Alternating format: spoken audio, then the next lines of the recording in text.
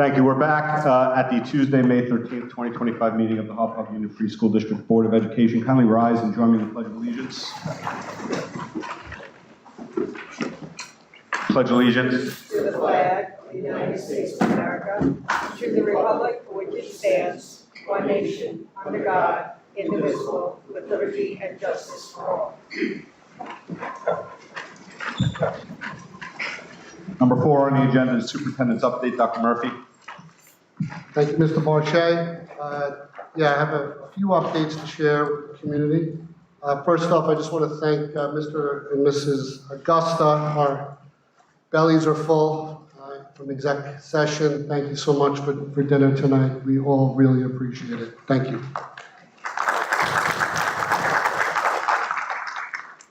Okay, in student news, our junior girls basketball player Alexa Fortune was recently named All-State Honorable Mention by the New York State Sports Writers. Congratulations to Alexa.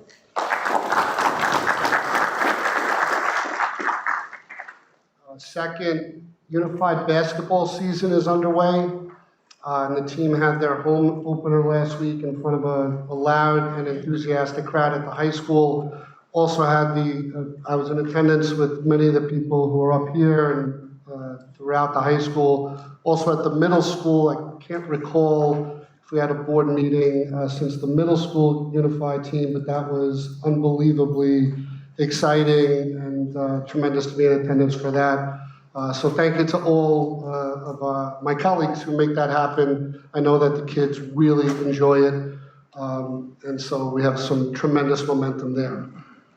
This week, we will be meeting with News 12. This is pretty exciting to begin filming a piece on Michael Oliveto as a News 12 scholar athlete.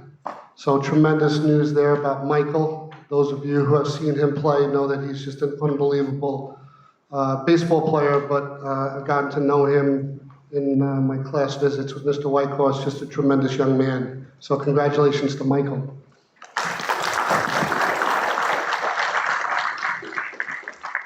Additionally, Michael will be receiving the Scope Nick DeSillis Memorial Scholarship at the Section 11 Athletic Directors Luncheon this Thursday for his outstanding work in the classroom, community, and on the baseball field.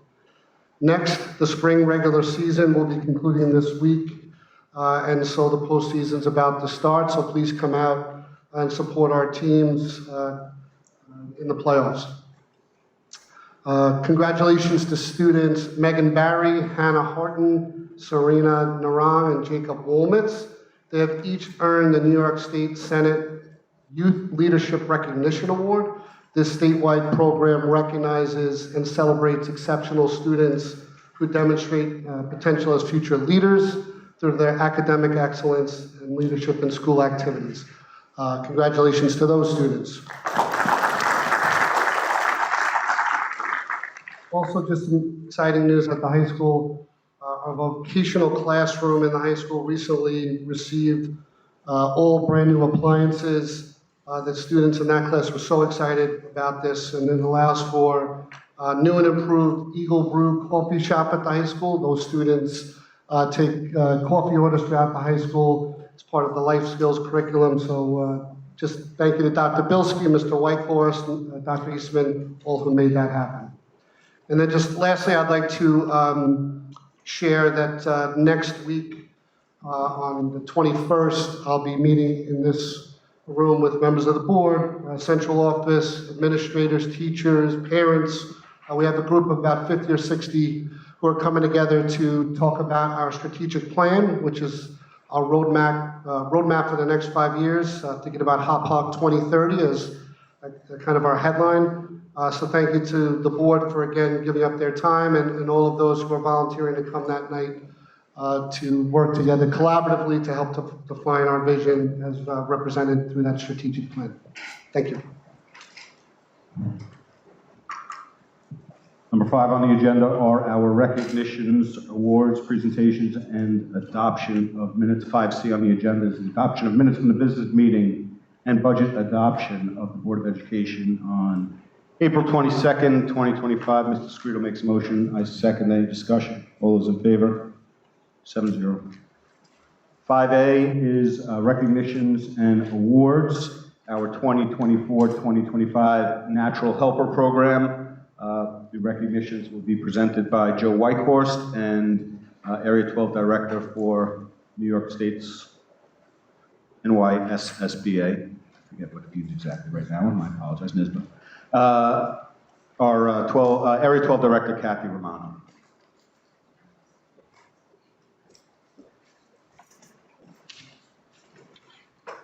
All right, thank you, Mr. Barchet and Dr. Murphy, and the board and all of Central Office for allowing me to come tonight to simply introduce Ms. Kathy Romano. She's our NISBA Area 12 Director.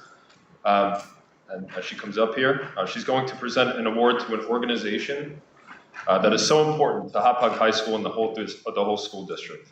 And we'll recognize one of the best people to ever walk the halls of Hauppauge High School. Our Natural Helpers program is well established in the high school, and it is made up of an amazing group of students who serve as peer leaders and discuss important issues in our high school. For decades, Mrs. Shannon Griffin has served our high school community and built this program to what it is today. Now, before Mrs. Romano comes up, I'd like to personally congratulate Mrs. Griffin on this amazing honor and to thank our learners and future leaders who took time out of their busy schedules to be here tonight as well. Looking around, I did see Jacob Walmetz is here, Corey Palillo, making sure I don't miss anyone that came in. I saw Jenna and Matt Aversa, Jake Perrette, Wyatt Ciro, and I know Avery Wilcox and Peyton Colessa, I know you were planning to come. I'm not sure if you're watching live, but hopefully. There's many others that are part of the organization that couldn't make it, but it's such a big group and an important group in the high school. So now without further ado, I'm now going to stand here and hold up a banner. I'm going to introduce Mrs. Kathy Romano. So good evening, everyone. NYSBA, New York State School Boards Association, has 12 areas, and I happen to represent one of the 12. I represent the Suffolk County group of school board members. NYSBA has an awards committee that we have a representative, actually the representative changed over. Bernadette McGay-Smith, who was in Patchogue, Medford, she was on the committee when we made this selection, and now Eileen Felix of Brentwood is on the committee. And the committee changes over in January, so the award kind of morphed. You're actually getting recognition for an article that was in the patch.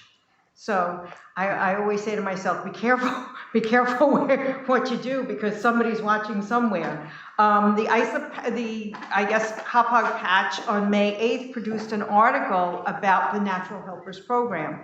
And New York State School Boards has their own staff that combs the media to find out what's going on and then produces a daily summary of key articles to look at. And from that, this award was actually selected. They watch the news across the state, and in 2 or 3 times a year, take all of the items that they think are of value. And what's of value is something that impacts students, provides an excellent example of collaboration, and really highlights the good work that a school district or schools will do. So on behalf of Bob Schneider, who is the executive director, and Sandy Rufo, who is our state president at the time, and her motto is educating the whole child. This program, the Natural Helper Peer Mentors Program, really is a great example of how we embed civics and community responsibility while we are educating our students to actually look at and explore different kinds of ways of being adults as they grow. So on behalf of New York State School Boards and Sandy Rufo, we are presenting this banner. The banner says, Champions of Change, which is the name of the kind of award that we have, for the Hauppauge Union Free School District School Board of Education, for the Natural Helpers Program. And I am just graced to be here to award this to you, but I actually learned more about the program and how long and how well it's embedded in your school district as I was standing here, talking to your excellent leader of the program. So I want to say congratulations and thank you to you all. I do have 2 of Sandy's pins. You can all fight over them. And I am pleased actually to present this to you. On a personal note, I know somebody that's getting a new job here, and I want to congratulate you on that too. So would everyone who was participating in Natural Helpers please come forward? Would the board come forward so that you can have a photo to commemorate this moment?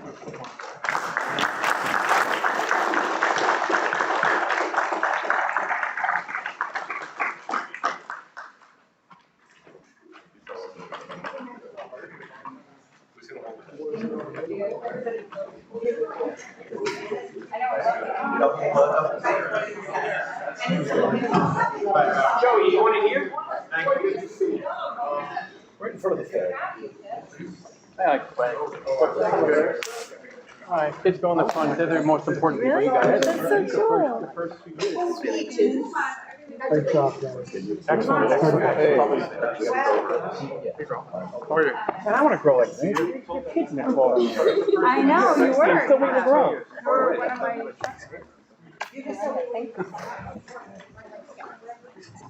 You're one of my. We're good. Come in the front. Cops are so hot.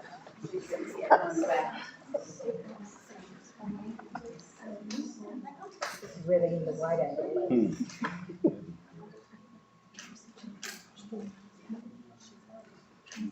I can't actually see you too.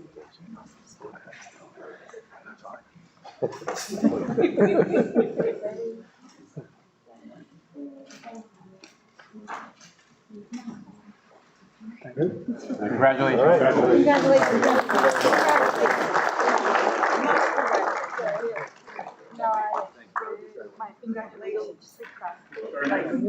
Yes, I do. I do. It's okay. That would make sense.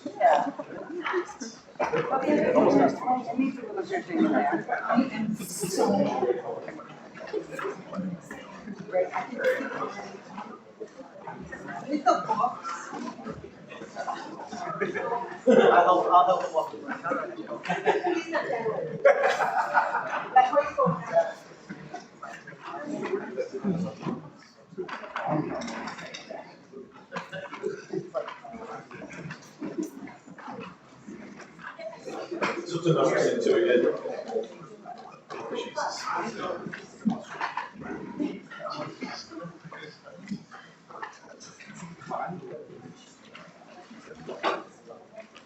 Thank you. Number 2, 5A2 on our agenda is additional recognitions and awards. The DECA International Conference Awards presented by Leslie Brophy and Frank Huffnagel. Good evening, and thank you for the opportunity to speak. As Director of Career and Technical Education, I'm proud to highlight DECA. DECA is a national organization that prepares students for careers in the business field. It provides meaningful opportunities for students to develop leadership, communication, and business skills through real-world application and competition. Our DECA program success is built upon strong leadership. I want to acknowledge Mr. Huffnagel, our dedicated DECA advisor and business teacher. His continuous effort significantly contributes to students' development and achievements in this program, making these valuable experiences possible. Thank you, Mrs. Brophy, and thank you, Board of Education and Administration, for allowing us to attend the International Career Development Conference, which was held in Orlando this year at the end of April. As Mrs. Brophy said, DECA is an organization, and as you can tell by the name, international, across the world. At the international competition, there were 10 different countries and several different United States territories, and over 25,000 students and advisors. Thank you. And we had the privilege of attending and being represented by two outstanding students, Irina Belisai and Allison Winars. So please come up.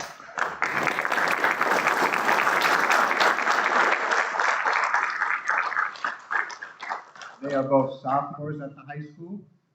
This is actually Irina's second year winning at the State Career Conference. And then this year, she got with Allison and they took on a different project. One of the competition's categories at DECA is project management, in which they have to actually be project managers and organize this category whichever they want. They decided to do something near and dear to their hearts, and they decided to go with the Community Awareness Project, which they did contacted Mr. Gagliardi. Mr. Gagliardi invited us to Brenton Woods, and they presented to the 5th grade class presentation along with other students from DECA and our Fine Arts program. And they talked about bullying and inclusion. And they won at the state competition, which then qualified them to go to the international competition. Unfortunately, that international competition is a little bit weird in that they don't tell you how you did. They could have came in 3rd place, or they could have came in 103rd place. But whatever it was, the experience and the fact that they had the initiative to attend and to do this job is really a credit to them and their families, because to have two sophomores with just the drive to do this is outstanding. The last time Hauppauge went to international competition was 2019. And so I was happy that they took this role on. I'm looking forward to the next couple of years with them because they had a healthy dose of disappointment when they didn't win. But within the hour, they were like, well, what can we do next year to do better and get back here next year? So hopefully next year I'll be telling you about our trip to Atlanta. So thank you, ladies, for your great, outstanding job. And once again, thank you for everybody for making it possible.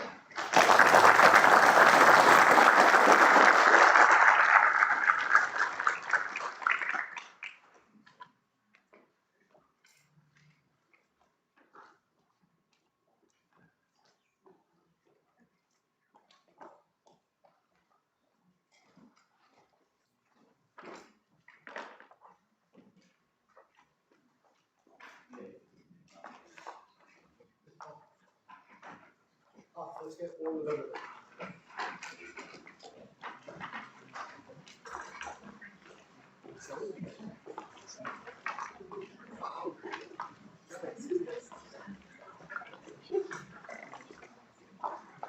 Always finish the thing. I'm standing far back. Congratulations.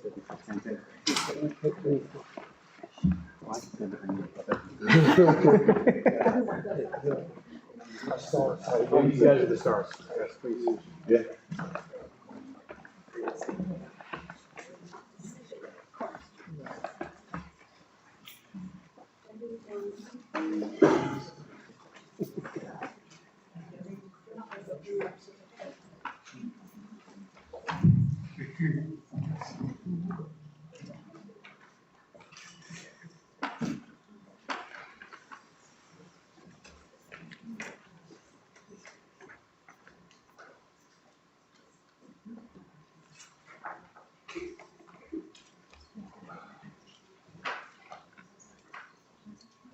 Thank you. Thank you. Congratulations.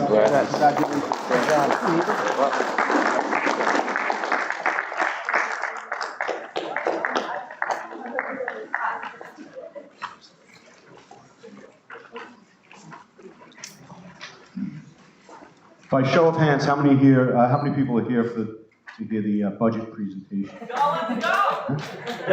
8, 2? Great. 4. All right, so we'll take a 3-minute break to allow those that want to escape to do so. We will reconvene in exactly 3 minutes. Thank you.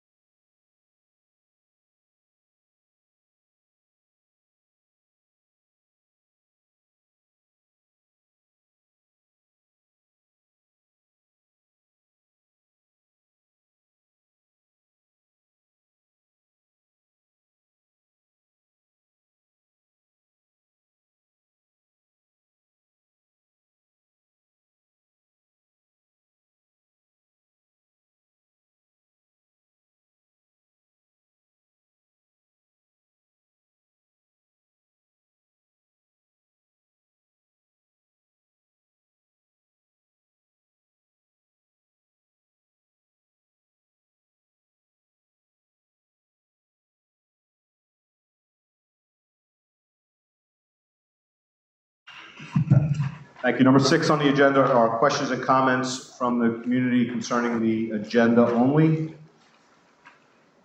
Number 7 is the consent agenda. Do any members have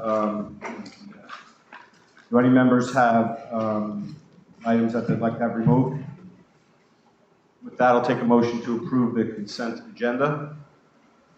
Thank you. I will second. Any discussion? All those in favor? 7-0. Thank you.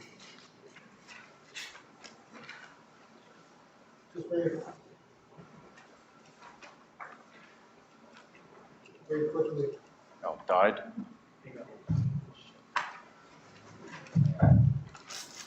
I just want to acknowledge that, thank the board for approving the consent agenda. Among the items on the consent agenda was the appointment of Dr. Smalley as the new principal at Brentwood Elementary School for the next school year. Congratulations to Dr. Smalley.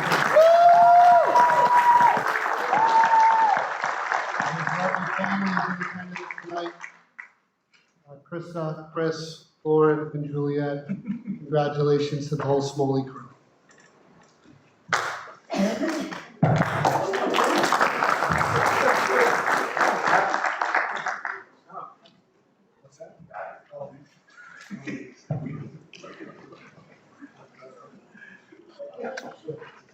So, I'd like to do a quick photo over here with your family, Chris.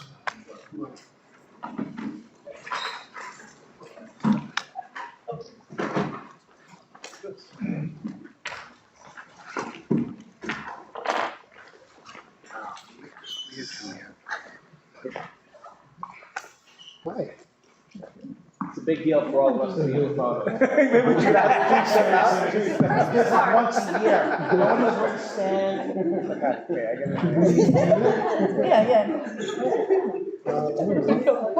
I Paula, can you do the honors? I don't see Nicole.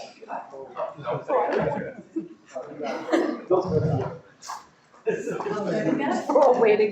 No one's taking.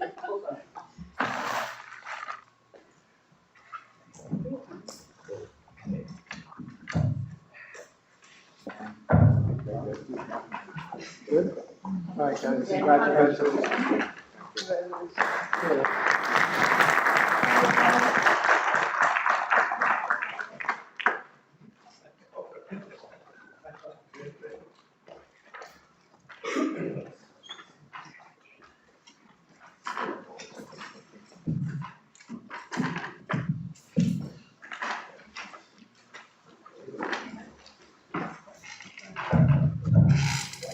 Returning to 5B on the agenda, presentations, the 2025-2026 school budget hearing by Bridget Sienna, our Assistant Superintendent for Business and Operations. Okay, so tonight is the budget hearing, which is the last time you'll hear me for this season. Tomorrow night and Thursday night are PTA meetings. Tomorrow night is Brentwood and high school. Thursday is Forest Brook. So, let's see if this pulls out. It will. The 25-26 budget maintains present class sizes and programs. It expands course offerings over at the middle school and high school, be it Essentials of Long Island, History of Long Island, and Eagles. Continues student mental health programs with effective school solutions at the high school and Northwell Health. Investment in classroom and technology services. And then transfer to capital, replacing the kindergarten playground over at Forest Brook, including site work to be able to get that equipment into the ground, and then curb work over at the middle school. Funding snapshot on the revenue side. So tax levy is the largest source of revenue for Hauppauge. The change from the current year, 24-25 to 25-26, is a change of 3.25%. That is the tax levy limit for 25-26.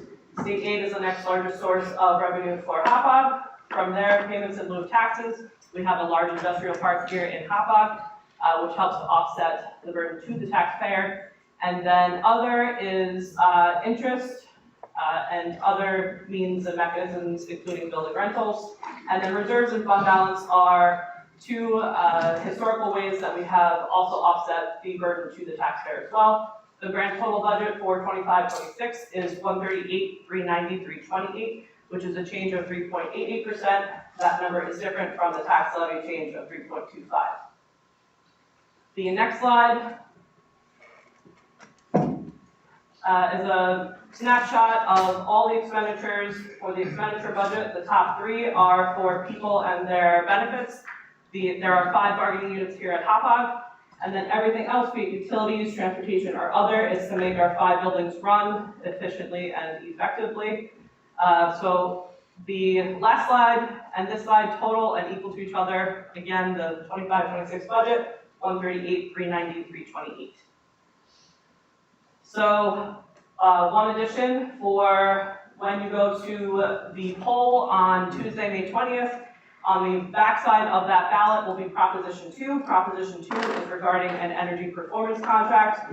We are looking to have an audit done later this summer from an energy systems group. They will be presenting their findings to the Board of Education, but specifically on May 20th, the voters are being asked if we can increase the state aid that we would receive from 45% to 55%, which is an additional 10%, which would help to offset.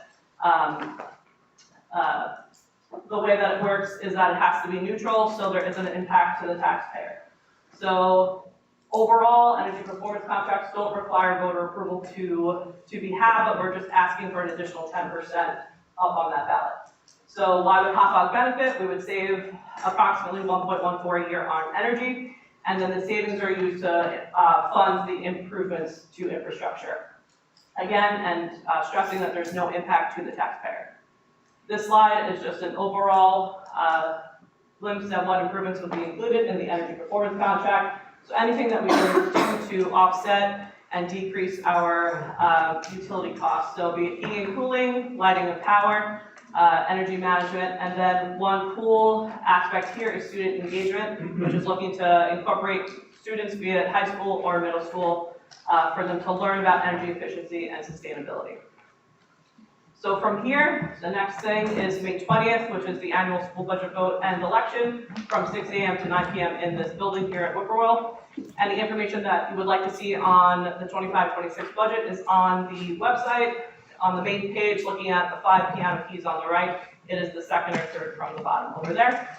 And that is the 25-26 budget. Thank you. Since this is technically a hearing, I'll be in the hearing open. Do any board members have questions concerning tonight's hearing? Do any community members have any questions concerning tonight's hearing? Yes, if you don't mind, please approach the podium. I have a question. It says on the slide, and also says in this thing we got home, here, the pamphlet, it says it maintains the current class size. But in Forest Brook, you're eliminating a 4th grade class next year. How does that maintain the current class size? Hi, Jen. Hi. So across the district, the average class size is a half a point within 20 over the last 3 years. So it fluctuates from class to class or section to section, but overall the class size average next year is 20.1. This year it's 19.5. Last year was 20.1. So it's been within that range for quite some time. So, I mean, it's technically not maintaining what we currently have. It's maintaining an average amongst all of the buildings and all of the classes. Yes. Do you know why it doesn't say that?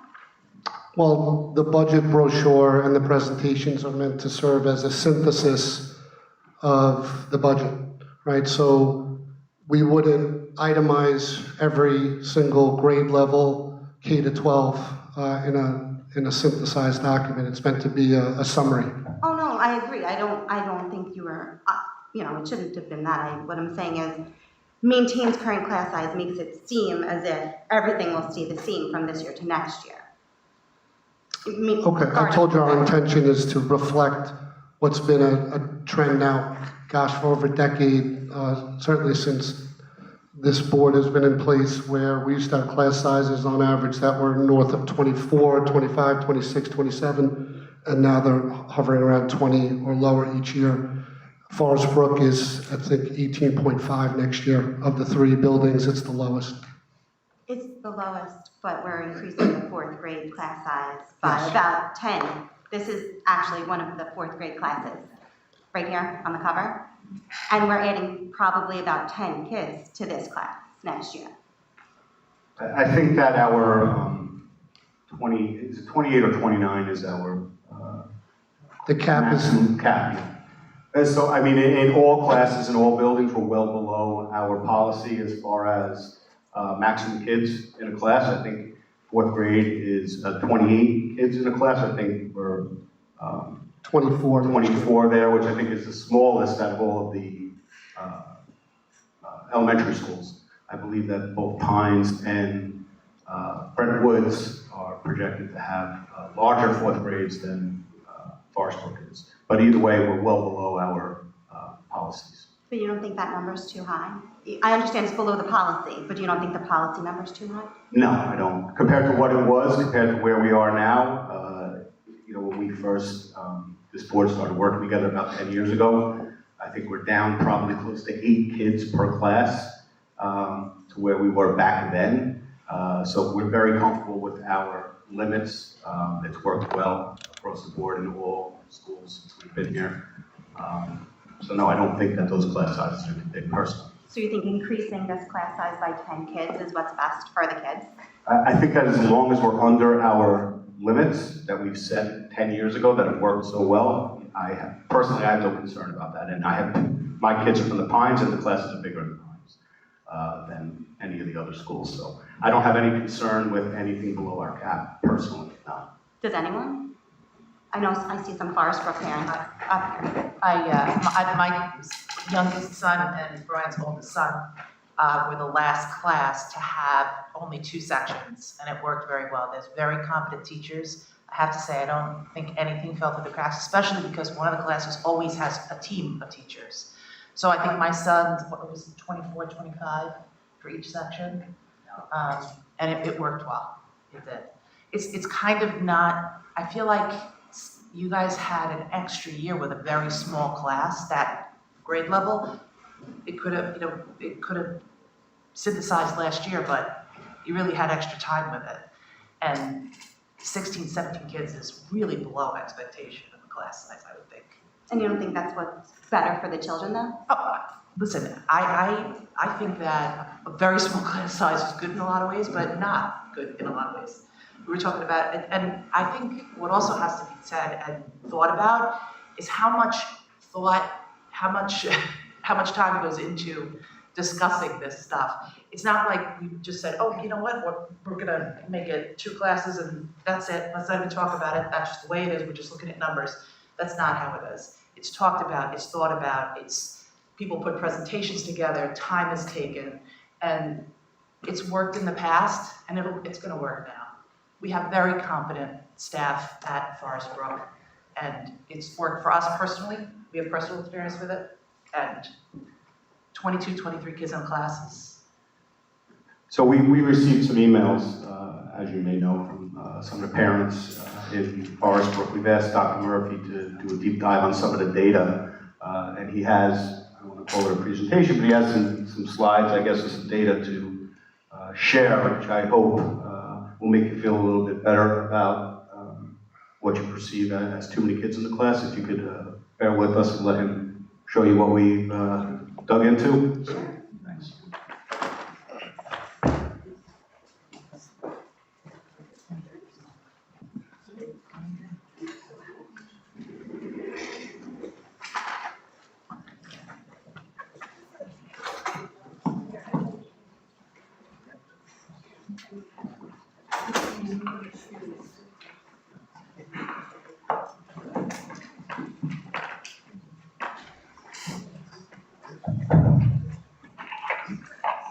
Where are my Forest Brook parents all together?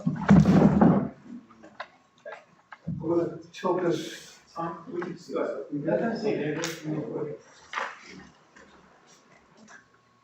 So, in the interest of time, I'm gonna skip through a few slides, we already talked, and Jen and I had a great conversation, we didn't necessarily, end it at the same space, but I respect your advocacy and, appreciate you coming to advocate further.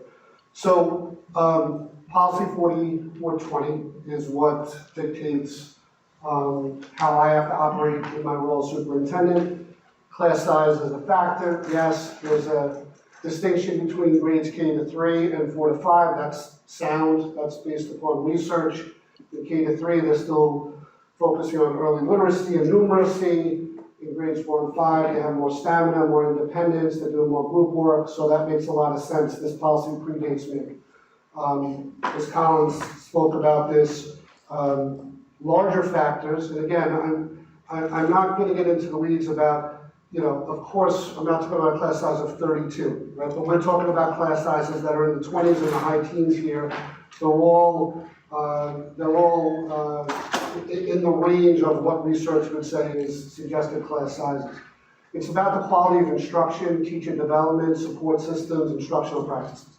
So I don't have this in this presentation, but what I can share with the group, thank you, is that in addition to class size in these buildings, over the last 5 years, again, supported by this board, we've added a lot of supports there. So that means math specialists, social workers, guidance counselors, and we've had a very generous approach with that. Some districts would take this total student enrollment and then do a proportional FTE in those buildings, but we've been adding staff to kind of complement what again has been a board goal from before my arrival in this role, but certainly as assistant superintendent. Bigger picture, I have the obligation to look at this as part of a bigger mosaic, FTEs, staffing. So although we're talking about class sizes tonight at the elementary level, there are plenty of administrators. I see Mr. Whitehorse, who each budget season is advocating for staffing in his building, which affects class sizes at the high school. Mrs. O'Connor, the same thing, of course, our directors. I look at equity at the other buildings, right? So are we treating everybody fairly, right? And what are the staffing needs? Biggest picture is a budget driver, right? When we're hiring people, it's a financial impact, and so the fiscal responsibility that accompanies that effort. So our practice, right? So Mr. Barchet alluded to the board policy, but for years we've been well below that, well below. You'll see that in the coming slides. I always say the math is what is the guiding force that the board policy, the board had puts into place. So that takes the place of a rogue superintendent who's like, oh, I'm going to give Pines the best class size numbers. No, the class size regulation dictates what I have to do. And yes, sometimes principal perspective comes into play. Mr. Tasman will talk to a principal and say, here's the total number of sections. A principal may say, oh, this year, this grade level, I have a lot of different things going on, and here's my voice on that, which could change a second grade class from being 20 to a third grade class being 22 or vice versa. So those little nuances do exist. And then last point on this is, and you'll see this in the math, when your building has the smallest population, which obviously threads through the grade levels, the impact of one more section or one less section is more pronounced. So, big picture, this is the last 16 years inclusive of the year to come, right? So next year and the last 15, including this one. And you can see the trends. I've highlighted in yellow simply to illuminate that the numbers start to greatly decrease when this board, got together. And there's 5 of 7 who have been around together for quite some time. And you can see how 24s and 25s went to 22s, 20s, 19s, 18s, and so forth. The year I talked about it to Jen, who asked the question, next year Bretton Woods projected 21.2, 18.5 for Forest Brook, 20.5 for Pines. Together, based upon number of students, that's the 20.1 number that I shared. This is simply representing what you just saw on the preceding slide. Again, the trend line is going in the right direction. Busy slide. So the next 2 slides are busy.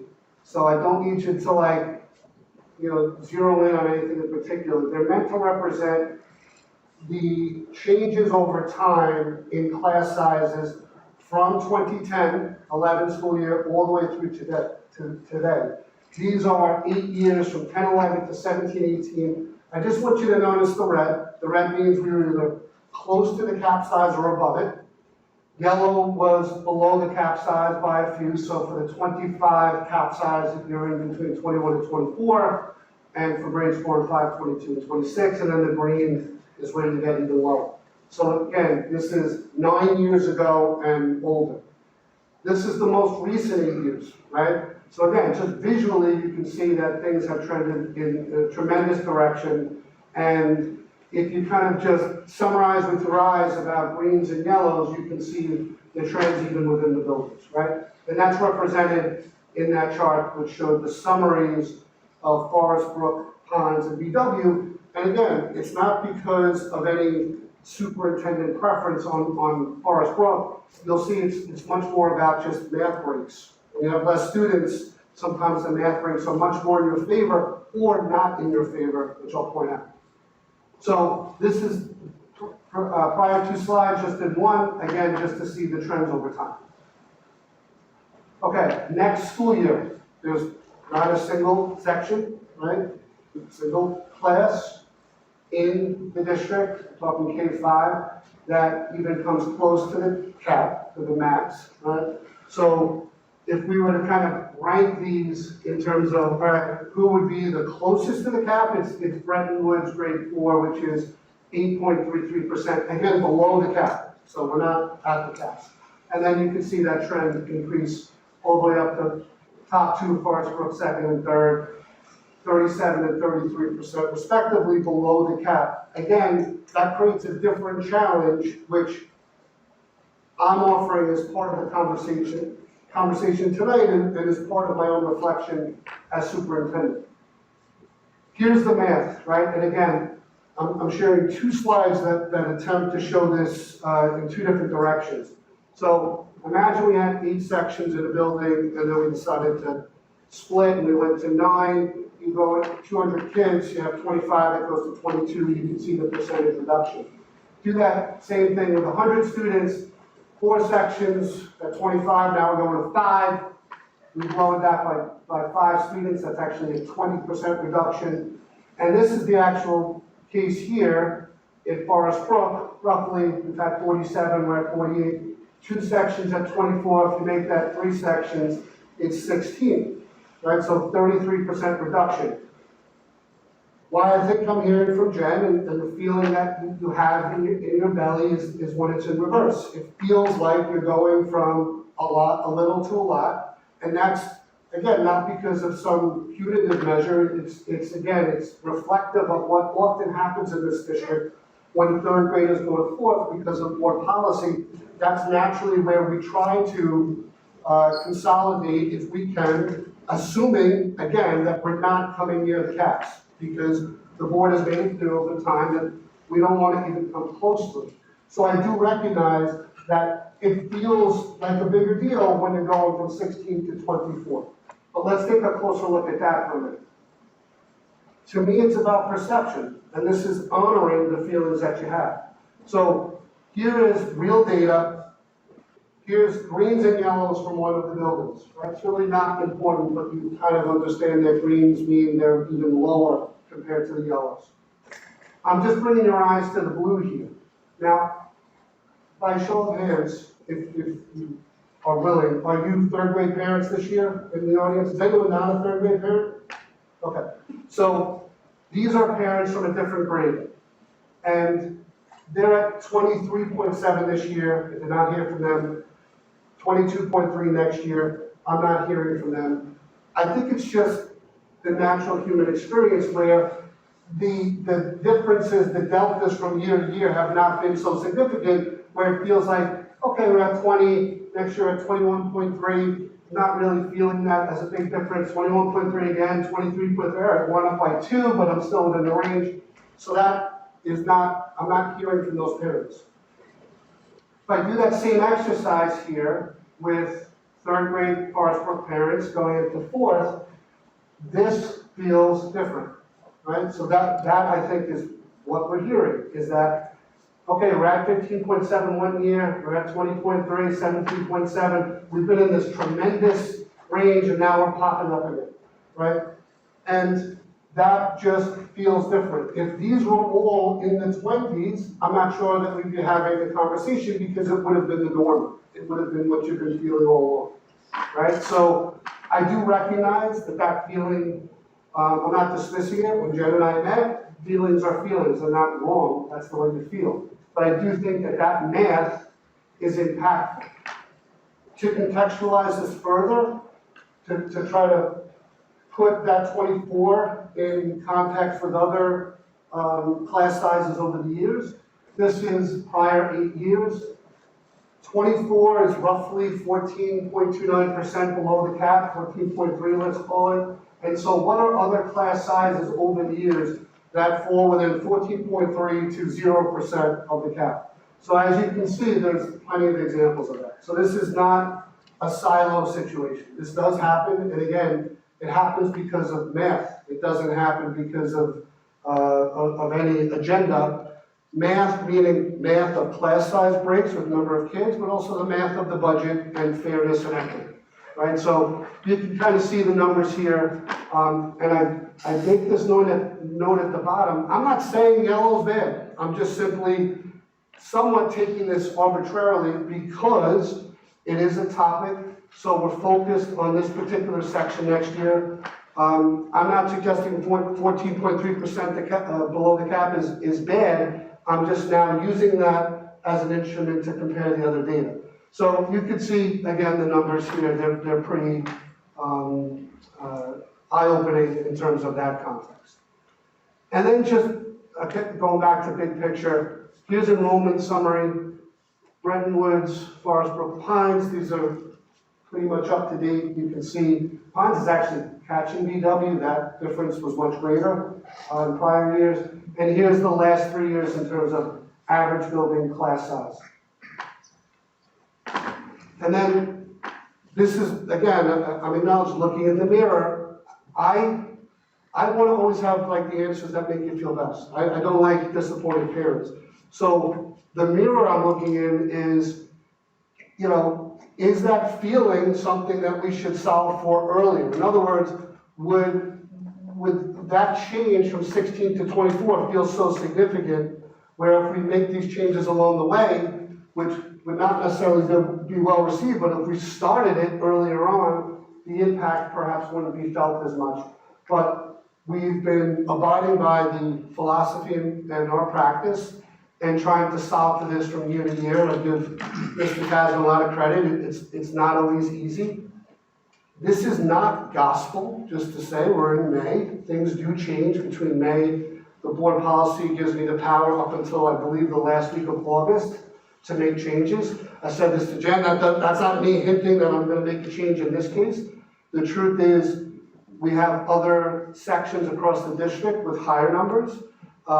And proportionally, the highest number is actually, as we looked at a first or second grade class or section grade, in Bretton Woods. So hopefully that helps to provide some context. I'm happy to take your questions. I don't know if that's helpful in terms of seeing the bigger picture, but I'm here to answer your questions. And I'll be at Forest Brook on Thursday night to do this again if helpful. So you say you're shocked that 28 months in for the past 10 years. Do you think that policy is outdated at this point in time? Especially being that they're mandating New York City schools to actually have lower caps where fourth grade is only 23? So from the board's perspective, and Dr. Murphy, you can correct me if I'm wrong, but the research and the data on this supports the numbers that we've been using, unless there's something that's changed that I'm not aware of. I am aware of New York City is looking at their numbers. I will tell you that one thing that I will do is see where we land. I'm wondering, Dr. McCarthy, if what's the website we use to pull all the data? School meter? Yeah, I wonder if School Meter has that data. I'm happy to pull data to see where we stand in relation to others nearby. I rarely compare us to New York City for 100 reasons, but not to I compare. promise I'll look into that. But clearly there was a reason that, they decided it and that they thought it was effective. And it's absolutely a fair point. We made this, we made this change 10 years ago. That's a long time ago. One thing we could do is bring it to the policy committee Yes. if we wanted to have a discussion about it, so we can talk about that. And in the past, when we've come close to hitting the cap, these are hard caps as far as the board's concerned. And if we've come close to hitting it, we've broken sections and hired teachers as late as right before school started. Yeah, 2 years ago. the only thing I'd add is, so your point's valid once you look at those numbers, but as you can see by the data, even though we've had the higher caps, we've never even come close to them, right? So 24 is in relation to 28, and so we can look here along this column, right? Cap is 25, 25, 25, 25, 28, 28, and so forth. So on average, again, our numbers are around 20.1 next year across the district. Not to say, to your point, Jen, that doesn't mean we have outliers in any data set, that's true. Just like, again, at some point in the past, if we looked at the 24, this year, right, you guys are at 15.7, maybe the first grade parents weren't so happy, right, that they were 4 higher than kindergarten. Not because I was like best friends with Jen and I'm like doing that artificially, it's because just the numbers. And each year, we are at the mercy of those. And I will say, when we have 48, if it's a K-3 class or grade level, we've been erring on the side of, I'll go back to slide 1 just for one moment, just to show you, in some ways, I've been not adhering to the cap minimums, right? So there's actual minimum guidelines in there, but Mr. Tasman knows 48 in K-2 make that a 3, and now we're at 16.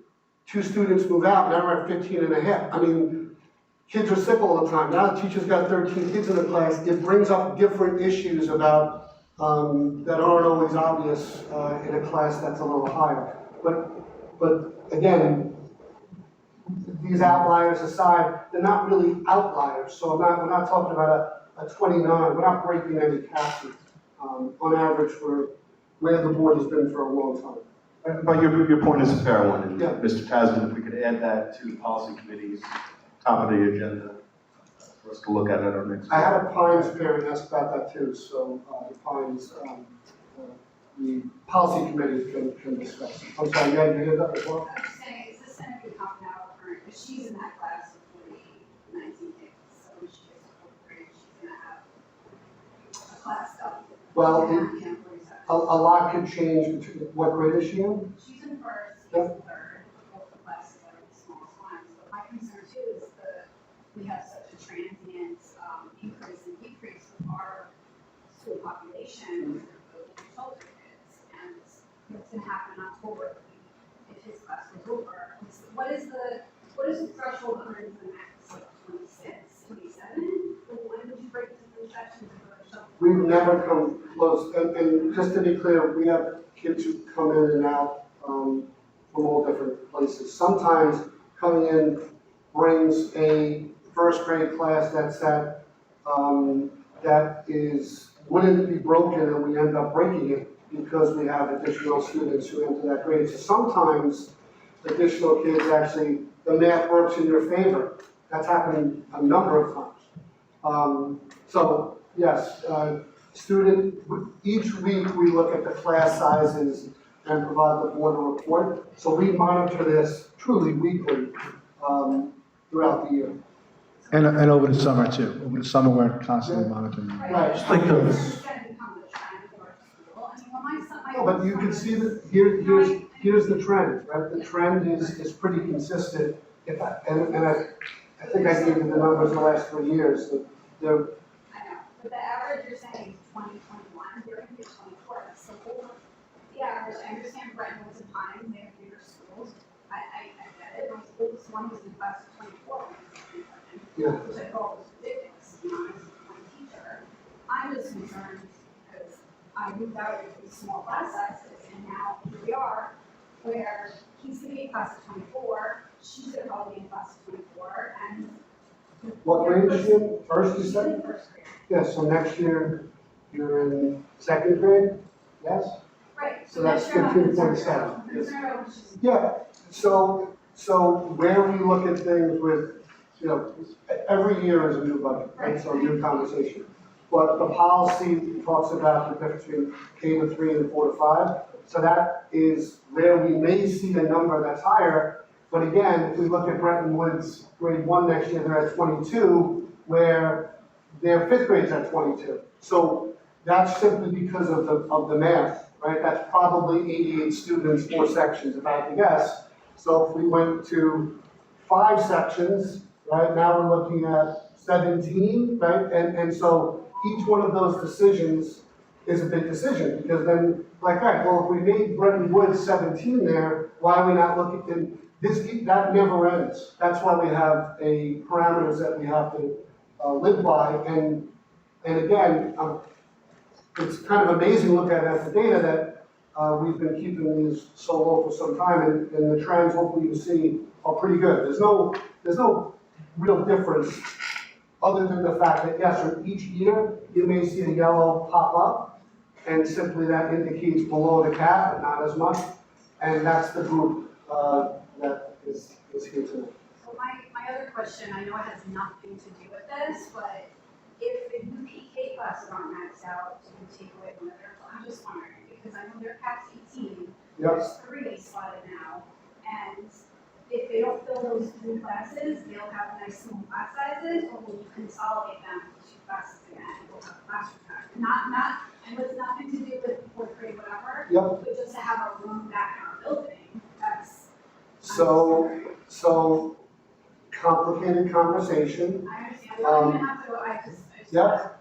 So, no, it's completely fair, right? So the UPK kids are the younger brothers and sisters of siblings in the building. We try, again, the board has supported this with real dollars, because the way the state provides the money, we don't get to capitalize on all those dollars. What we're trying to stay true to, but it's getting harder, is to keep students who live in that area in that building.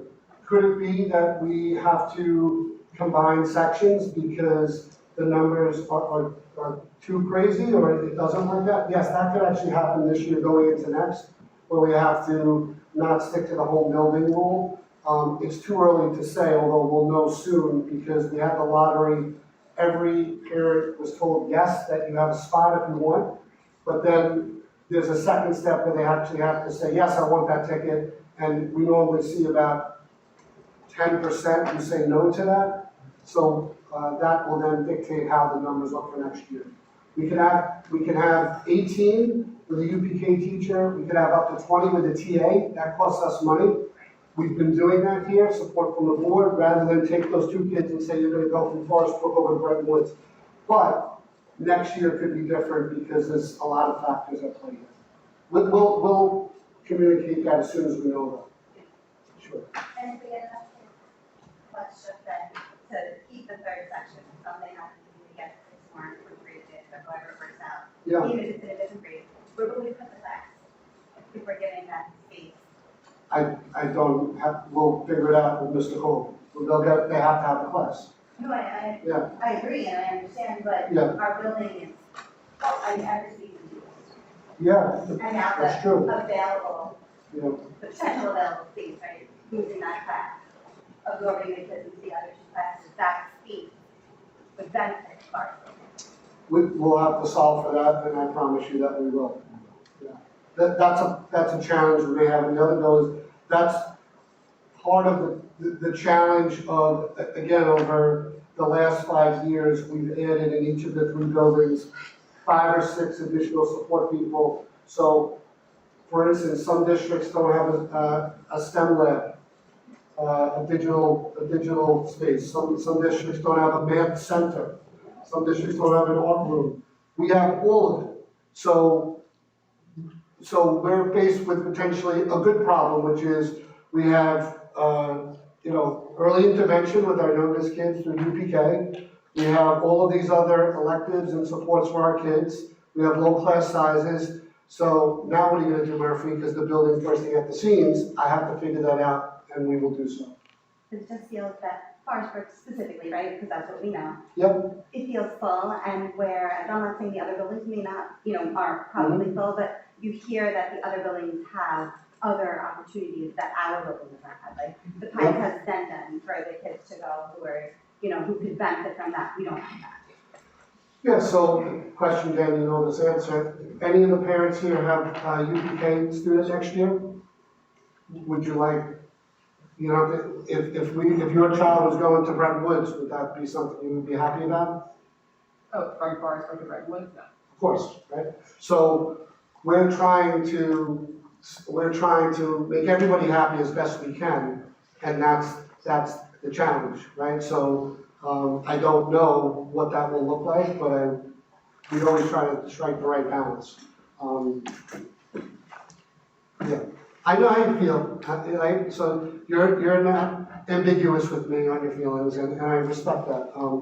I will tell you, we put so much thought into this that we want to solve for it all, and I think that there's a lot to be proud of here and happy about, and I promise you, it's going to be a great year. Ms. Collins, I think, said it best. 24 seems like a lot in a vacuum, or in comparison to 16, but 24 is a very reasonable number, and we have the best teachers. We truly, the budget supports developing our teachers. They are the best. The culture in the buildings are great. Mr. Collin is incredible. They're gonna have a great year. And just to be clear, we agree. Even in terms of buildings, I think our building is the best. I mean, obviously, I don't have anything to compare it to, but. I will hope you would think that, yes. I think our principal is the best, I think our teachers are the best, I think we're very lucky. I just think we kids are at a disadvantage by increasing the class size by 10. And I understand where you're at. Okay, yes, So, two kind of separate but linked questions. One is when you do review the policy, do you consider predictive modeling? So yes, you're showing trends that are going down. However, there are a lot of COVID babies, mine is one of them. Yep. I do expect to see, it may be even a little blip, but of an increase in children. And again, I just would not want a policy to, especially with the cap that high, to be detrimental to our little children. Yep. So, I have a bug. Yes, we have done a BOCES enrollment summary. We do that every few years. We just did that, so we have some predictive analysis and trends. Our numbers, I think we're at 3,074, somewhere around there. We've leveled off. Our population has changed a bit though. So, but our overall numbers have kind of flatlined a little bit, but still trending a little lower. But we do keep on top of it. We have to because it plays such an important role in budgetary decisions. Are we filling retirements? Are we hiring new? Sometimes we're hiring in new areas and we're not filling other spots because of different needs and changes over the years. So the second question, which is tangentially tied to that, is why do we have to wait an entire year and an entire budget cycle to get the little playground at Forest Brook replaced? We have now an influx of UPK kids. That playground, I have a kindergartner as well, and she's a peanut. So sending her over to the big playground where, she's feisty, she's still a little too little to use most of it. I understand that maybe repairs could be made, but, our kids, our little kids are losing out on important recreational opportunities. And to go an entire year where our younger kids have minimal opportunity to play in an area that's really designed for them, again, it's kind of an impact to our children. And I really hope that there is a way to accelerate that. I mean, you want to talk about project management, you had the presentation about the DECA students. What's your critical path item? Crashing. So the basic project management. Fair scrutiny, I'm going to ask Ms. Shannon to talk about this for a moment. It's in the budget. We're at the mercy of some things outside our control that if opportunities that the state present themselves, the board has always supported. Get into that, the actual, I'm like beating you to the point. So it's two things, and it's twofold. First, we're always mindful of safety of our students, of your children, who are also ours during the school day. So we're working with the company to see if there's a short-term plan that we can put into place to fix it, but that comes at a cost. So we need to understand what that will look like. The company has said that they have the parts, they're working with the vendor to determine how that whole thing would transpire and how much it would be. The plan in place now is for something that would take place more than likely next summer. But the way that we have to do that is that we work with the architect, we develop a plan, it goes up to the state education department. It takes a whole bunch of months for them to review it, finally send and stamp off on it, send us the building permit, and then at that point in time, we can issue a purchase order, we can get into line for the replacement of that playground equipment. So it's not something that is easily done in a day, it does take time to develop, but the first initial part was saying it would be a part of this coming year's budget. But we are mindful of exactly that. I think the other problem, though, is that the kindergarten playground over at Forest Brook is very far from the newer playground that was built in 2022. So I have worked with Mr. Collin, I have worked with any staff member with Mr. Collin to determine what it would look like going forward in a short-term plan and a longer-term plan. But the distance between the two is kind of difficult as well. So it's not as simple as we can utilize these swings and everyone is supervised. You also want to keep your students and your kids together, but we are trying to develop and see things from all lenses, from kids' perspectives, to parents' perspective, and safety as well. And there was a mechanism right at the state level which doesn't exist to expedite. Yes. Right? Yes. So if there's a way at the state level, we're in line when it comes to projects like every other district, and it's very frustrating waiting on that process to play out. They've had in the past, you can pay, to correct anything I'm saying that's wrong, to kind of go to the front of the line or in the first few spots of the line. They've taken that mechanism away. If they bring it back, then I would ask the board for support. Ms. Sienna will make sure we can do that, and then it's something they've approved in the past, so we would look into that. No, I understand that process. I think there are opportunities to shorten timeframes. Architects are still for hire, architects can work as fast as we tell them. So, and I'm not trying to sound aggressive, for lack of a better word, but, it's a detriment to our children, and because we're this small school, it feels, and I use that word very heavily, it does feel like our kids are taking the brunt of some of the challenges throughout the district. I mean, I've been asking And about that's that a feeling. playground for since my oldest was in kindergarten, I've been asking about that playground. And I got brushed off several times, not by anyone in particular, but I'm looking now and she won't even be able to use it. That's the excuse when we go to kindergarten. So it's just disappointing because it's gonna take so long. It's happening, I'm sorry that it can't happen tomorrow, but we're getting funding for it, am I correct? Yes. So Ms. Sienna was able to secure a grant to get funding to make that happen, so it's happening, but I know that it's never feels good to wait for something like that. Mr. Cole's been great with figuring out how to best manage things in the meantime, and we're trying to get the repairs done as soon as possible so that it's serviceable. Any further questions from anyone in the community concerning the budget hearing? Any questions from the board? And with that, I'll deem the hearing closed. We'll move on to our next item on the agenda, which is new business. Do any board members have new business? Administration have new business? Number 12 on the agenda, questions and comments from the community concerning anything related to the district whatsoever. Any questions from anyone? Number 13 on the agenda is a motion for an adjournment. Our budget vote and Board of Education member election is Tuesday, May 20th, 2025, from 6 a.m. to 9 p.m. at Whippoorwill. We encourage everyone to go out and vote. And then our next meeting after that is the business community meeting of Tuesday, June 3rd, 2025 at the high school. I will make the motion for the adjournment. Mr. Scrito seconds. Any discussion? All those in favor? 7-0, we are adjourned.